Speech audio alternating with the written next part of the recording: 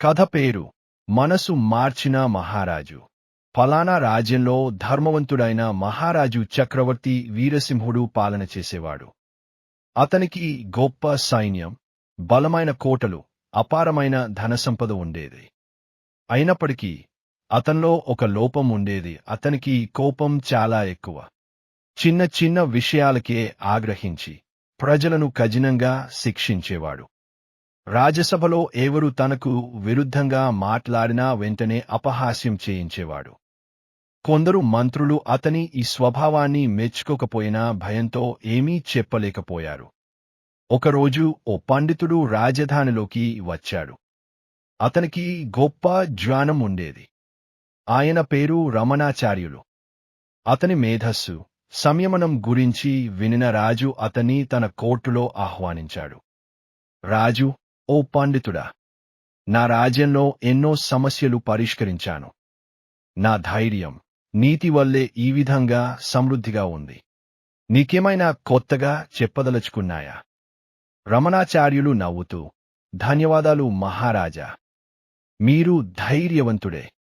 కాని ఒక యుద్ధం మీరు ఇంకా గెలవలేదని అనిపిస్తుంది. రాజు ఆశ్చర్యపోయాడు.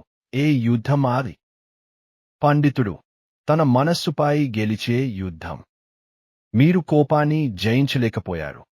మీరు శత్రువులను జయించగలరు కాని మీ కోపాన్ని కాదు. రాజు చిరాకు పడ్డాడు.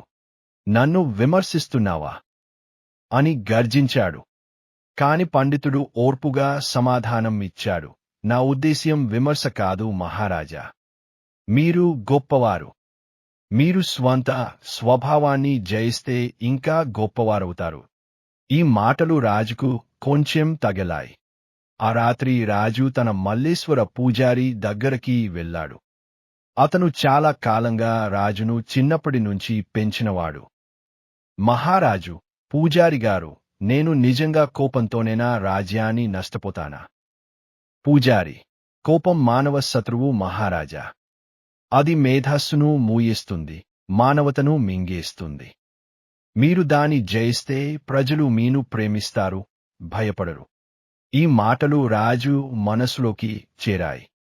అప్పటినుంచి అతడు తన కోపాన్ని నియంత్రించుకోవడానికి ప్రయత్నించాడు. ఏ సమస్య వచ్చినా తొందరపడి తీర్పు చెప్పకుండా ఆలోచించి స్పందించాడు. ఒకరోజు ఓ రైతు తన పొలం మీద రాజకోట నిర్మాణానికి అనవసరంగా భూమి తీసుకున్నారంటూ ఫిర్యాదు చేశాడు. పూర్వపు రాజు అయితే వెంటనే రైతును వెళ్ళగొట్టేవాడు. కాని ఇప్పుడు మారిపోయిన రాజు విచారించి నిజం తెలుసుకుని ఆ భూమిని రైతుకే తిరిగే ఇచ్చాడు. అలా రోజులు గడిచాయి. రాజు మెల్లగా మారిపోయాడు. ప్రజలు ఇప్పుడితన్ని గౌరవించడమే కాకుండా ప్రేమించసాగారు. అతని నామధేయం ధర్మసింహుడుగా మారిపోయింది. ఒక సంవత్సరం తరువాత రమణాచార్యులు తిరిగే రాజధానికి వచ్చారు. రాజ్యసభలో అతన్ని ఆహ్వానించిన రాజు నవ్వుతూ అడిగాడు, ఇప్పుడు నాలో ఏ మార్పులు కనబడుతున్నాయి పండిత మహాశయ? పండితుడు నవ్వుతూ చెప్పాడు, మీరు మీ శత్రువులపై గెలవడం కన్నా గొప్పగా మీ కోపాన్ని జయించారన్నదే నా ఆనందం. ఇప్పుడు మీరు నిజమైన మహారాజు.